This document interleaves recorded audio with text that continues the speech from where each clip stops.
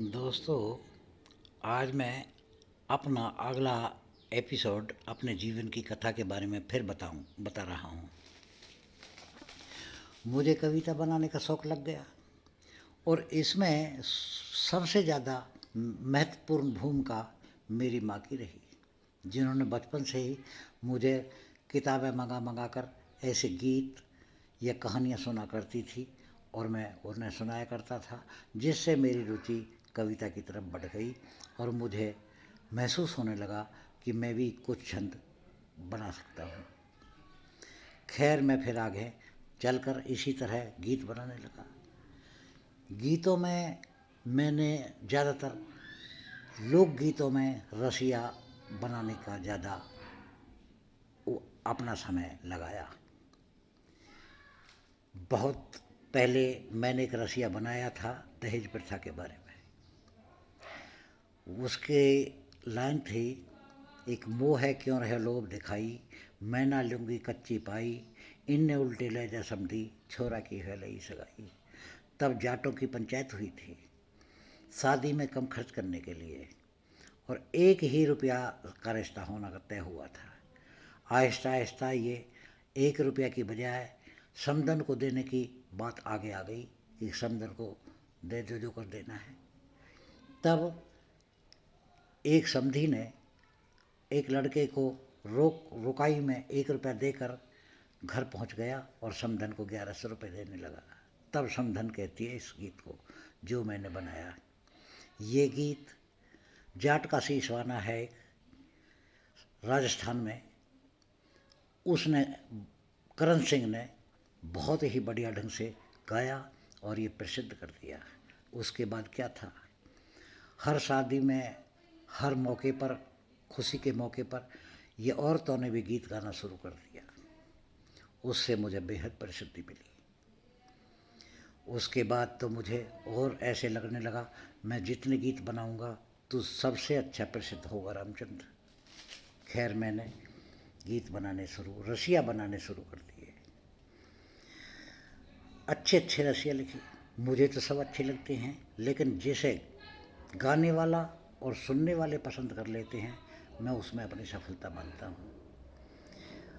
मैंने एक गीत लिखा, एक माँ जाए सुन बरन हजारी, काहे के करवावे ख्वारी, लालच के मसवे के भैया, भाभी की अति छोड़ बिचारी। ये भी दहेज प्रथा के ऊपर था, जिसे गवैया नरदेव बेनीवाल ने गाया और उसने भी काफ़ी प्रसिद्धि की। मुझे बेहद खुशी है उसके गाने की। उसने जिस भावना से कवि ने बनाया उसी भावना से उसने गाकर सुनाया। फिर तो मैंने दहेज प्रथा, बाल विवाह, नशाखोरी, ये ऐबों के ऊपर मैंने काफ़ी गीत लिखे। मैं इसी तरह गीत लिखता चला गया। फिर उसके बाद मैंने एक गीत लिखा कि जिसमें होली खेलने वाली कह रही है कि जो भी होली खेले उसमें ये औगन नहीं होने चाहिए। तब उस गीत में की लाइन है, एक होरी के मन करे हमारो, है कोई होरी खेलन हारो, सोच समझ के आइयो रसिया, अनसमझी हो तो करता रहो। इस रसिया को संध्या चौधरी ने गाया। उसने भी काफ़ी बेहद ही बढ़िया ढंग से और सुरीली आवाज़ में कवि की भावना के मुताबिक ही गा दिया। उसे भी मुझे काफ़ी प्रशंसा मिली और मुझे बेहद खुशी हुई कि अब तेरे गीत अच्छी तरह गाए जाने लगे। खैर, मैं यूं ही गीत बनाता रहा और गवैया बढ़िया बढ़िया ढंग से उसे गाते रहे।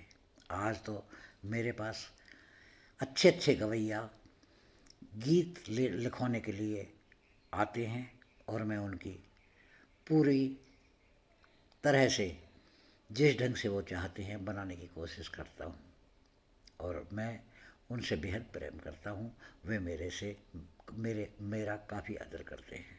इसी तरह मैं अपनी कविता पर इस तरह सोच विचार करता हूँ कि कुछ तो अच्छा है ही।